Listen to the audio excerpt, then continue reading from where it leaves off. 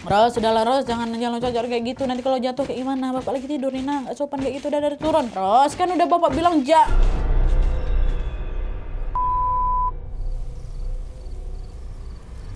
Hai, wassalamualaikum warahmatullahi wabarakatuh. Terima kasih sudah klik video ini. Gimana malam Senin kalian, Wak? Udah siap balik kerja atau sekolah besok? Aku sering denger jokes yang bilang kalau hari Senin itu macam jadi mimpi buruk buat sebagian orang, ya kan? Padahal, Wak, ada loh mimpi buruk yang jauh lebih menyeramkan dari hari Senin, yaitu mimpi yang dialami sama bapaknya Wawa dalam cerita ini, Wak. Inilah yang terjadi sama bapaknya Wawa kita, Wak. Bapak tuh mendapatkan mimpi buruk. Awalnya, Wak, dari mimpi itu bapak memang banyak dapat keuntungan. Tapi tanpa bapak sadari, ternyata mimpi itu jugalah yang menjadi awal dari banyak sekali teror yang akan menghantui mereka sekeluarga. Dan anehnya, Wak, teror itu selalu terjadi setiap bulan Juli Kliwon. Nah, teror ini terus terjadi selama bertahun-tahun sampai akhirnya pada suatu malam bapak dapat mimpi lagi. Dan kali ini mimpinya itu sampai-sampai bikin bapak menangis terseduh-seduh, dan ini jugalah yang membuat bapak akhirnya menyadari kesalahannya. Nah, penasaran gimana kisah selengkapnya? Tanpa berlama-lama, Wak, kita langsung masuk aja ke apanya ya. Check it out.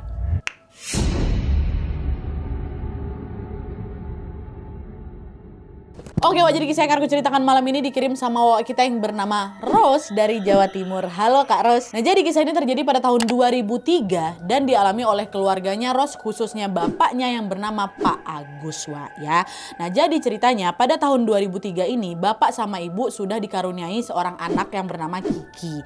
Nah, di tahun 2003 itu atau di tahun yang sama, ibu ini juga lagi mengandung Ros atau anak kedua ini. Nah, untuk menghidupi keluarganya, Wak, bapak ini bekerja di salah satu pabrik tekstil yang ada di Jakarta. Penghasilan bapak bisa dibilang cukup besar lah gitu, cukup lah gitu untuk keluarga kami, sehingga kami pun juga hidup berkecukupan. Nah, tapi kondisi itu ternyata tidak bertahan lama, Wak. Sebagaimana roda kehidupan yang selalu berputar, bapak yang tadinya udah bisa dibilang settle lah ini, tiba-tiba harus mulai dari nol lagi setelah bapak kena PHK dari kantornya. Biaya hidup di Jakarta yang sangat tinggi ini kan pastinya bikin bapak lama-kelamaan jadi nggak bisa lah memenuhi kebutuhan keluarganya kan. Gegara juga dia nggak bekerja.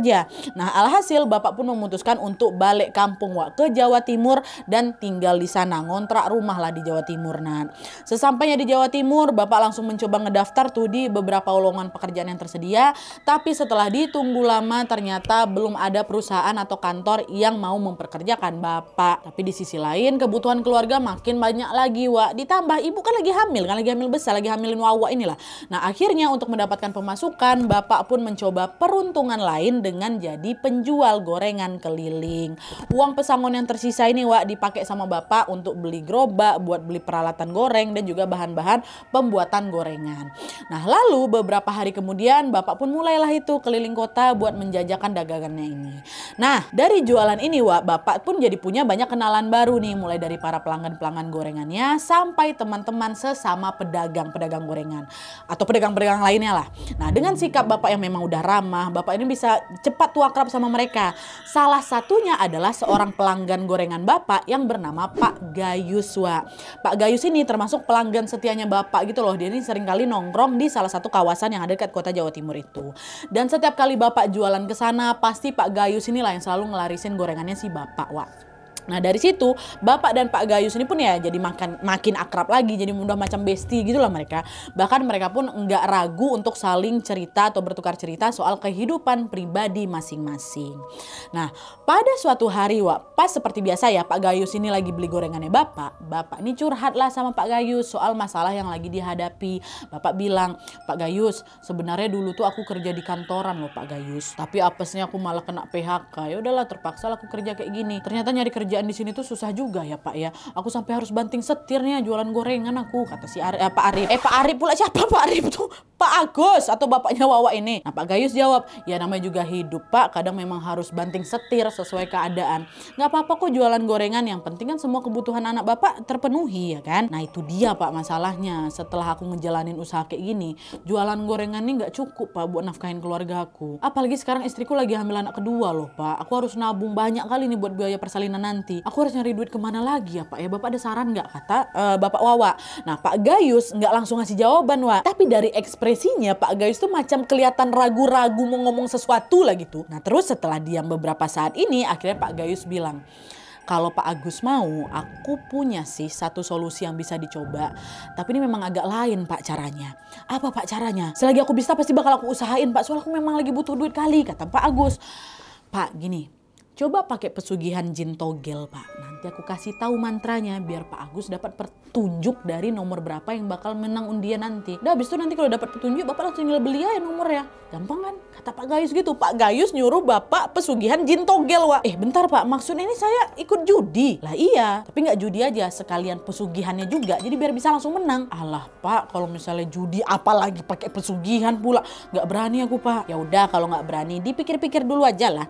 Nanti ini ya, buat jaga-jaga nih ya, saya tulisin ya sama Bapak mantra. Supaya nanti kalau Bapak berubah pikiran nih, Bapak udah mantap, Bapak cobalah pakai mantra ini. Ini mantra yang saya bikin nih Pak ya, bisa manggil jin togel Pak. Terus kalau Bapak udah baca, jangan kaget. Nanti kalau misalnya Pak Agus ada nyium bau Kamboja, nah itu tandanya dia tuh datang tuh menolongin Bapak. Kata si Pak Gayus. Betulan Wak, Pak Gayus pun nulislah mantra itu di selembar kertas.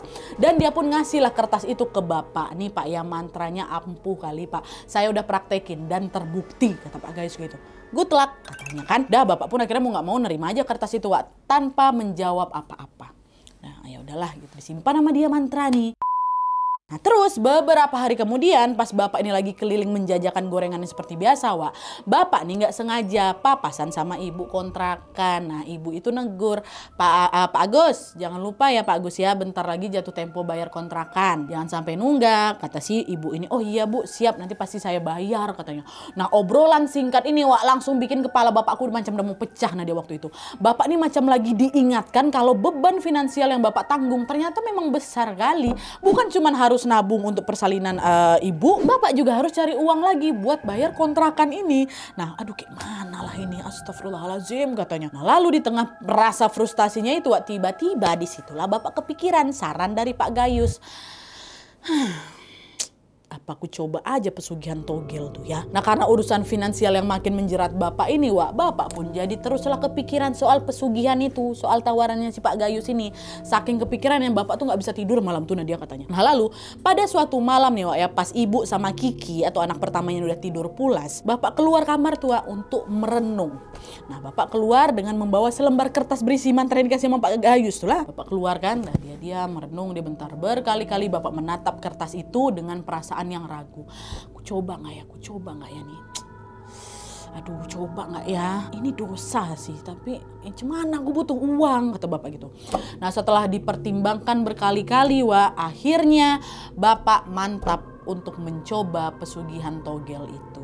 Ya, nah lalu di tengah malam yang lagi hening, lagi sunyi kali ini nih dengan suara lirih Bapak pun membaca mantra pemanggil jin togel yang dikasih sama Pak Gayus. Ada mantra yang Nadia ada, minta Nadia ndak, nah aja macam-macam. Pokoknya dibaca lah itu kan. Dibaca sama dia. Dan betul aja Wak, sesuai dengan apa yang sudah disampaikan sama Pak Gayus, beberapa detik setelah Bapak membaca mantra itu, tiba-tiba muncul wangi bunga Kamboja yang pekat kali Nat. Dan Bapak itu langsung lah itu kan pastinya keingat sama ucapan Pak Gayus kemarin yang bilang kalau wangi bunga Kamboja adalah pertanda jin togelnya udah datang. Di situ Bapak langsung deg-degan tuh. Lalu tiba-tiba Bapak ngelihat wah ada macam cahaya berbentuk bulat terang yang lagi melayang ke arahnya. Lagi melayang mendekat, makin dekat, tiba-tiba cahaya tuh nabrak Bapak gitu loh. Dan Bapak tuh kayak ngerasa ngantuk, ketiduran lah dekat depan tuh. Nah di tengah tidurnya ini Wak, Bapak langsung mimpi sesuatu. Di mimpinya Bapak ngerasa kepalanya Bapak ini ditendang pakai kaki. Ya, lalu nggak lama kemudian ada sepasang kuda yang berjalan ngelewatin Bapak, sepasang kuda. Tapi anehnya yang Bapak lihat waktu kuda tuh lewat, Wak, cuman kakinya aja, ya. Begitu juga sama kepala Bapak yang ditendang tadi. Bapak nggak ngelihat gimana wajah orang yang nendang, tapi yang kelihatan yang cuman kaki nendang kepala Bapak. Nah, sekilas Wak, mimpi itu kan macam random kali, apa mimpinya kayak gitu. Tapi jauh di dalam hatinya Bapak yakin, nah ini nih petunjuk togelnya nih. Dah waktu Bapak bangun tidur, Wak, Bapak pun mencoba merenungi petunjuk. Oke. Itu kira-kira maksud mimpi tadi itu apa ya? Bentar. Oke, sebentar. Habis ini kan aku harus beli nomor togel kan katanya. Nah, berarti mimpi tadi harusnya berisi petunjuk tentang nomor berapa yang mesti aku beli. Ya, oke. Tadi aku mimpi kepalaku ditendang sama sepasang kaki. Kepala ditendang sepasang kaki. Mungkin kepala itu 0, sepasang kaki. Berarti ada 2 kaki. Nah, itu mungkin 2 tuh. Terus tadi juga aku lihat ada sepasang kuda. 2 ekor kuda. Tapi kakinya aja. Kalau seekor artinya kakinya ada 4. Kalau sepasang 2 ekor berarti 4 lagi. Hah? Jangan-jangan nomor togel yang dimaksud 0, 2, 4 nih.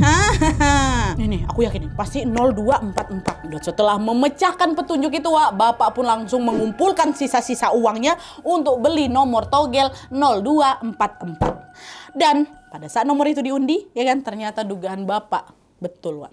Nomor yang menang undian adalah 0244. Atas kemenangan itu Bapak pun berhasil mendapatkan uang banyak kali, Nadia, puluhan juta dengan instan. Bapak betul-betul puas sekali dengan kemenangan ini. Yalah, tiba-tiba dapat puluhan juta sebanyak itu kok. Dan uang hasil judinya itu dipakai untuk modal usaha yang baru. Bapak udah nggak mau lagi jualan gorengan keliling. Nah, waktu itu Bapak lebih memilih untuk sewa ruko dan jualan bakso, ya kan.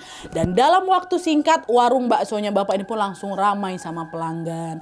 Alhasil keuntungan finansial keluarga kami atau Bapak ini, Wak, makin lama makin banyak lagi. Dipakailah uang menang judi itu bangun apa?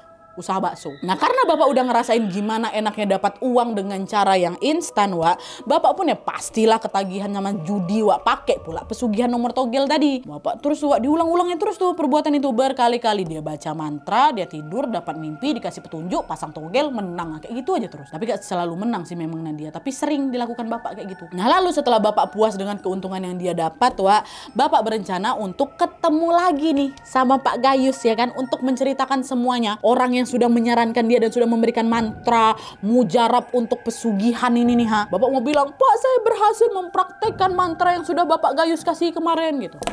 Tapi, Wak, anehnya setelah Pak Gayus ini dicari kemana-mana sama Bapak, entah kenapa Pak Gayus tuh udah nggak pernah kelihatan lagi. Bahkan Bapak ini juga sampai berkali-kali mendatangi tempat nongkrongnya Pak Gayus, tapi hasilnya juga nihil, Wak. Dan waktu itu Bapak juga nggak tahu di mana alamat rumahnya Pak Gayus, di mana dia kerja dan lain, nggak tahu.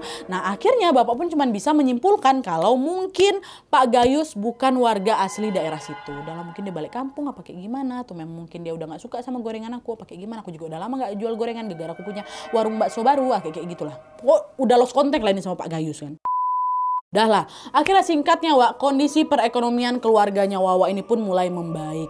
Segala kebutuhan rumah tangga bisa terpenuhi, Bapak bisa bayar kontrakan tepat waktu, dan Rose atau anak kedua mereka atau Wawa kita yang mengirimkan cerita ini juga lahir tanpa kekurangan satu apapun.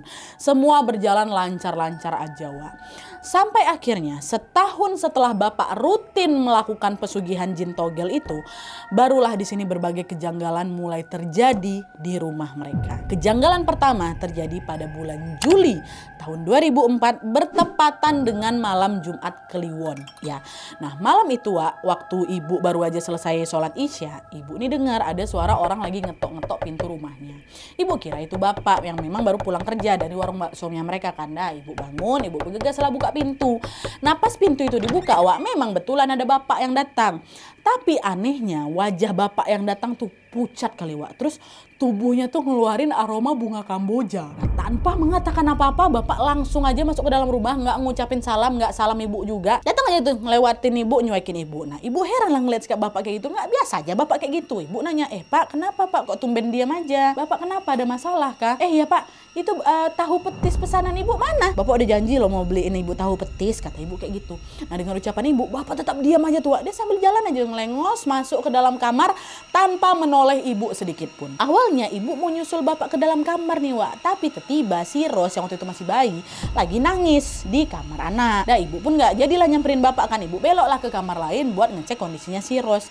Nah, lalu pas ibu ini ada lagi, oh sayang, tenang ya Rose, tenang, kata ibu. Nah, waktu lagi nenangin si Rose, tiba-tiba ibu denger lagi ada suara Bapak yang ngucapin salam.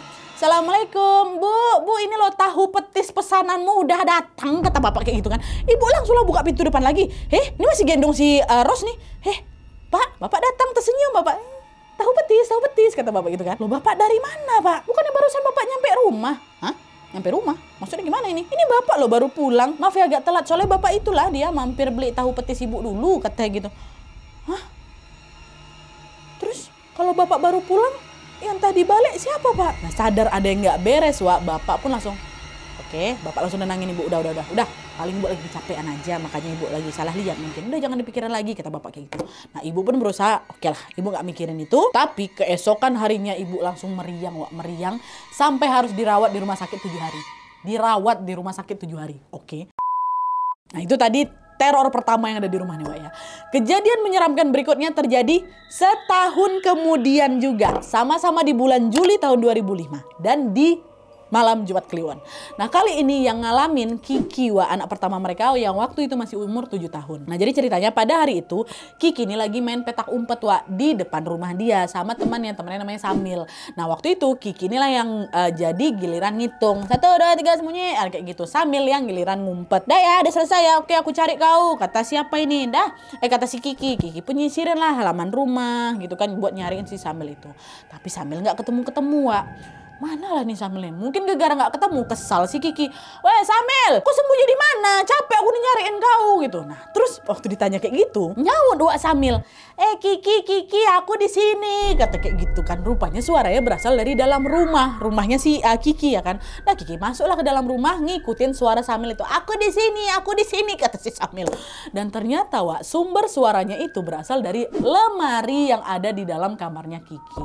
Alah pantas aku nggak ketemu kau. Aku cari di luar kok nggak ada di dalam. Kok rupanya dalam lemari pula. Kata si Kiki kayak gitu. Dengan mengendap-endap Kiki pun mendekatilah lemari dia ini Wak. Lalu pas Kiki membuka lemarinya, yang terjadi adalah Kiki langsung nangis histeris. Wah Samil wah. Kata kayak gitu kan. Nah teriakan si Kiki ini terdengar sama sama ibu. Ibu lagi masak di dapur. Berlari ibu ngambilin si Kiki ke kamar kan. Nah pas ibu udah nyampe kamar, lemari itu Wak masih dalam kondisi tertutup ya kan. Dan suara tangisan yang Kiki terdengar kencang dari dalam lemari itu. Ibu Samil gitu kan. Nah waktu ibu buka lemarinya terlihat lawak di situ Kiki lagi jongkok sambil nutupin matanya pakai tangannya kan. Wah gitu-gitu. Dalam lemari nih. Kiki kenapa kamu kayak nangis kayak gitu? Ada apa? Bu Samil bu. Ya kenapa Samil kenapa? Samil. Ibu nengoklah ke kiri kanan dekat rumah itu nggak ada Samil. Ya Samil kenapa? Nggak ada si Samil di sini. Nah udah kamu tuh tenang dulu. Kenapa? Udah cerita sama ibu. Ayo keluar dari lemari kata si ibu kayak gitu kan. Ya Kiki pun langsung keluar dari lemari. Dia langsung lah peluk mamanya. Udah tenang dulu nak. Nah setelah tangisnya udah mulai reda, barulah Kiki cerita. Bu, tadi Kiki sama Samil kan lagi main petak umpet. Kiki dengar suara Samil lagi sembunyi dekat dalam lemari. Inilah waktu Kiki buka Bu, tiba-tiba ada tangan panjang Bu narik Kiki ke dalam lemari. Di dalam situ langsung gelap Bu. Yang Kiki lihat cuman ada sepasang mata bola warnanya merah menyala Bu. Terus ada gigi bertaring lagi ngeringis di depan muka Kiki katanya. Itulah kenapa Kiki takut kali Bu katanya. Nah Kak Kiki nih Wak bukan anak yang suka bohong kata ibu. Apapun yang tadi dia lihat di dalam lemari itu pasti bukan khayalan. Ibu yakin kalau sosok itu pasti bukan manusia ya. Dan sama juga ke ibu Wak, nggak lama setelah ngalamin teror itu Kiki demam dan harus diopname juga 7 hari juga. Dah, itu teror kedua. Yang pertama dialami sama ibu, yang kedua anak pertamanya, Kiki. Setahun kemudian lagi, berarti di bulan apa? Juli 2006, di Jumat Kliwon juga. Teror yang menyeramkan kembali terjadi. Dan kali ini dialami sama bapak. Ya, bapak. Jadi ceritanya pada suatu malam habis azan maghrib Wak, tanpa sadar bapak ini tiba-tiba ketiduran di dalam kamarnya karena kecapean kerja lah mungkin ya kan. Bapak tidur dengan posisi tengkurap Wak, telungkup. Lalu di tengah tidurnya ini bapak ngerasa ada anak kecil yang lagi loncat-loncat di kasur gitu. Nah bersamaan dengan itu bapak juga mencium ada wangi Kamboja yang pekat kali. Oke. Nah, bapak pikir yang loncat-loncat itu Ros. Anaknya waktu itu si Ros udah umur 3 tahun kan. Ros, sudahlah Ros, jangan loncat kayak gitu. Nanti kalau jatuh kayak gimana? Bapak lagi tidur nih, nah, gak sopan kayak gitu. Udah dari turun kata si bapak kayak gitu. Meski udah ditegur sama bapak, Wak, Ros ini masih asyik loncat gitu-gitu. Nah, bapak pun langsung balik badan. Kan bapak telungkup tadi. Bapak balik badan lah. Ros, kan udah bapak bilang belum sempat bapak menyelesaikan kalimatnya itu Wak, Ros tuh udah lebih dulu lompat deh ke badannya bapak, dicekek bapak, dicekek leher bapak tuh. Kaget lah bapak kan, apa nih? Dan pas bapak menatap Ros dengan lebih teliti, bapak makin kaget lagi pas tahu kalau kedua mata anaknya yang masih berusia 3 tahun ini putih semua Wak. Gigi tajam. Astagfirullah, siapa kau bukan anakku, Karena di situasi itu bapak cuma bisa meremai sambil berdoa. Bukan, Ros itu nggak mungkin giginya panjang-panjang bertaring, gigi aku Nadia. Baru 3 tahun Wak. Bapak baca doa Wak, lalu beberapa saat kemudian bapak ngerasa cekikan di lehernya pun mulai mengendor tuh.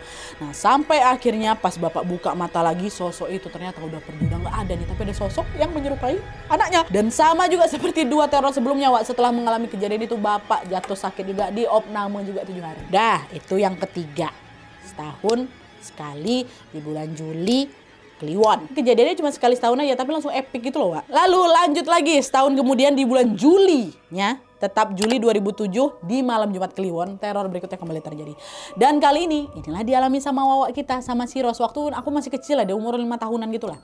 Nah, jadi ceritanya hari itu Ros ini lagi main ke rumah kawannya namanya Dinda. Nah, pas azan zuhur berkumandang, berarti ini masih siang, Wak ya. Ros baliklah ke rumah, gegara bentar lagi udah masuk waktunya dia tidur siang gitu. Mamanya bilang, pokoknya udah siang balik, tidur siang dulu. Tapi pas udah nyampe depan rumah, ternyata rumahnya terkunci, Wak. Digedor-gedor lah sama si Ros kan, Bu, ibu Ros sudah pulang, Bu, buka pintunya, Bu, kata gitu. Nah, nggak lama kemudian, Wak, horden dari jendela depan itu terbuka. Ros tengok ya kan, dan pas ditengok, Wak, di situ Ros lihat ada ibu yang lagi duduk di kursi tamu sambil tersenyum. Pucat muka ibu, Nat, kulitnya putih kali. Ibu tuh nggak seputih itu, tapi putih kali. Duduk dekat kursi tamu tuh. Agak ada beberapa detik lah ibu tuh duduk di sana, Nat. Dia senyum lihat aku sampai sekarang masih ingat senyuman ibu tuh. Itu dia diam bentar di sana, lalu sesaat kemudian baru ibu nih bangun dari duduknya, bukain pintu, ya kan. Nah, setelah pintu terbuka, Wak, Ros langsung masuk lah dalam rumah. Assalamualaikum, katanya. Ros belum paham apa-apa nih. Nah, waktu masuk Ros ngeliat ada buku gambar sama krayon, Wak, di atas meja tamu itu. Nah, gegara aku waktu itu memang suka ngegambar, nah dia. Akhirnya Ros ini pun ya ngegambar dia. Langsung ngegambar, dia nggak jadi terus siang, dia ngegambar tanpa memperhatikan ibu lagi, ya kan. Nah, sampai akhirnya sekitar setengah jam kemudian lah Ros dengar ada suara orang datang ke rumahnya. Nah, pas dia tengok, ternyata yang datang itu ibu baru balik dari pasar. Waktu ibu nengok jendela, ada Ros. Waktu ibu mau masuk, pintu tuh terkunci, Wak. Gegara ibu mau ke pasar tuh ya, waktu mau tinggalin rumah, pintu tuh dikunci lah sama ibu, ya kan. Dibuka lagi pintu tuh sama ibu dari luar. Nah, masuklah ibu, ngampirin si Ros yang lagi ngegambar ini. Ros, kok kamu bisa masuk ke rumah? Kamu lewat mana, Nak? Lewat pintu, Bu. Tadi kan ibu yang bukain pintunya. Loh, ibu nih lo baru pulang. Tadi pintunya juga masih ibu kunci. Kamu jangan bohong sama ibu. Kamu pasti lewat jendela kan? Loh, enggak, Bu. Betulan Ros dari pintu. Nggak mungkin dari jendela. Jendela tuh diteralis. Ros mau lewat dari mana? Nah, awalnya ibu nggak percaya, Wak, sama ucapan si Ros. Ibu yakin ini pasti anakku masuk lewat jendela nih. Tapi ya itu ibu nggak bisa denial lagi. Orang semua jendela kami itu udah teralisnya. Macam mana aku bisa masuk dalam jendela? Pun waktu itu jendela masih dalam keadaan terkunci. Macam mana sih Ros bisa masuk? Kunci dibawa sama ibu. Ros nggak pegang kunci. Nah, menyadari kejanggalan itu, ibu langsung yakin kalau tadi pasti Ros lagi diganggu. Dan ternyata dugaannya betul, Wak. Sama seperti kejadian-kejadian sebelumnya, nggak lama setelah itu Ros jatuh sakit di Omrame 7 hari juga. Ya, aduh itu seram sih, Masya Allah. Kok bisa ya, Ros? Nah, setelah semua anggota keluarganya Bapak ini mengalami teror-teror tadi, Wak, Bapak pun langsung sadar sama satu hal. Kalau diingat-ingat dan kalau kalian ngeh juga, semua teror itu selalu terjadi di bulan Juli pas malam Jumat Kliwon. Kejadiannya berturut-turut dari tahun 2003 sampai ke 2007. Bapak bingung lah kan, Wak, di sini. Kenapa semua kejadian itu selalu spesifik di bulan Juli dan malam Jumat Kliwon? Emang ada apa dengan bulan Juli dan malam Jumat Kliwon ini? Bapak terus lah kan, Wak, kepikiran sama teror-teror itu. Nah, Bapak takut di situ tahun depan nih terornya makin parah lagi dan malah akan membahayakan keluarganya karena semua udah dapat giliran, Wak, selama 4 tahun itu. Sampai akhirnya pada suatu malam, Wak, pas Bapak ini lagi tidur, Bapak memimpikan sesuatu yang lebih mengejutkan lagi. Di dalam mimpinya, Bapak ketemu sama Pak Gayus, Wak. Pak Gayus, orang yang pertama kali ngasih mantra soal pesugihan jin togel ini, ketemu sama Pak Gayus. Di situ, di mimpinya itu, Pak Gayus tuh kelihatan capek kali, Wak. Capek kali, Bu. Mukanya lesu apa kayak gitu kan, di dalam mimpinya Bapak. Lalu dengan suara lirih, Pak Gayus ini bilang, "Ojo mbok terus no, ojo melu-melu aku. Aku nengkene sengsara. Aku saiki nengkene angon bebek. Aku dadi budak. Dah jangan kau lanjutin lagi. Jangan kau ikut-ikut aku. Aku di sini sengsara. Aku di sini suruh ngurus bebek. Aku jadi budak. Terus bebek." Mimpi aneh itu langsung ngebikin Bapak kaget, Wak. Selama bertahun-tahun setelah Pak Gayus ngasih tahu Bapak ini soal pesugihan jin togel, Bapak kan udah gak pernah ketemu lagi sama Pak Gayus kan. Bapak jadi gak tahu lah ini gimana kabar bestinya dulu nih Pak Gayus ini sekarang. Dan adanya mimpi itu langsung ngebikin Bapak terdorong, ini aku harus nyari Pak Gayus nih. Gak mungkin tiba-tiba aku random mimpiin Pak Gayus. Dia ngomong kayak gitu pula. Lalu setelah berbagai cara tuh Bapak coba untuk melacak atau mencari keberadaan Pak Gayus, Wak. Akhirnya Bapak mendapatkan nomor HP istrinya Pak Gayus. Tapi dah tanpa membuang waktu, Bapak pun langsung lah nelpon istrinya Pak Gayus ini. "Halo Ibu, selamat siang. Apa betul ini istrinya Pak Gayus?" kata Bapak kan. "Oh iya betul. Maaf, ini dengan siapa ya?" kata si perempuan ini. "Oh saya Pak Agus, temannya Pak Gayus, Bu. Kami udah bertahun-tahun nggak ketemu. Kabar Pak Gayus sekarang gimana, Bu? Sehat-sehat aja kah dia? Gitu kata Pak Agus, bapaknya Wawa ini. Suasana sempat hening, Wak, beberapa saat setelah bapak nanya kayak gitu. Sampai akhirnya istri Pak Gayus nih bilang, maaf Pak, sepertinya Pak Agus belum dengar kabar tentang suami saya ya. Suami saya udah lama meninggal, Pak. Hari ini juga tepat 1000 hari kematiannya. Pas kali, aduh merinding ya Allah. Hah, udah meninggal Pak Gayus. Dengar itu apa nggak bapak tuh langsung lemas. Dan dia, hah, Pak Gayus meninggal 1000 hari. Hah, bapak nggak nyangka kalau ternyata Pak Gayus sudah nggak ada, Wak. Disitulah bapak jadi yakin kalau kemarin Pak Gayus ini datang ke mimpinya bapak untuk menasihati bapak buat berhenti main judi dan pakai pesugihan jin togel itu.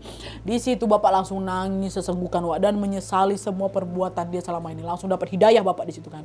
Dan dari sini bapak sangat yakin kalau gangguan yang terjadi di bapak dan seluruh anggota keluarganya, Kiki, Ibu, Ros ini pasti ada hubungannya dengan pesugihan togel yang pernah dilakukan. Hanya saja informasi ini mungkin belum sempat disampaikan atau ditanyakan ke Pak Gayusnya karena mengingat mereka sudah terlanjur lost contact duluan tuh. Sampai akhirnya Pak Gayus sudah terlebih dulu meninggal dunia. Informasi soal itu loh, soal Julie Kliwon yang belum sempat ditanyakan dan juga belum sempat diberitahukan sama antara mereka berdua lah.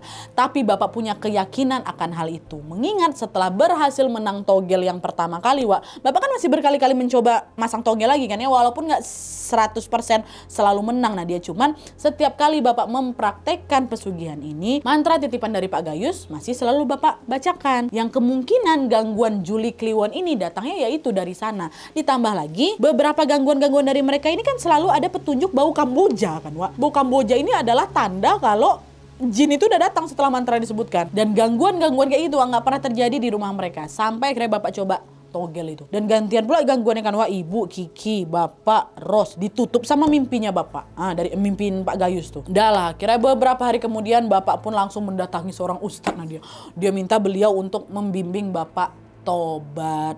Nah setelah itu Bapak memutuskan untuk membawa keluarganya pindah kota. Dia udah nggak mau lagi tinggal di sana. Dia macam udah memori aku jelek kali lah di sini. Aku udah berdosa lah gitu kan. Dan mereka pindah untuk memulai hidup baru di sana.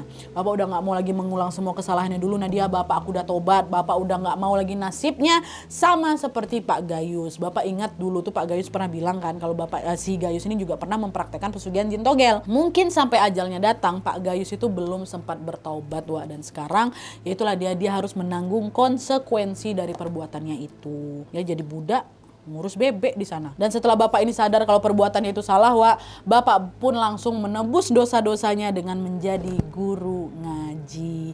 Di tempat tinggal kami sekarang, Nat, Bapak sama Ibu sama-sama jadi guru ngaji, mereka berdua.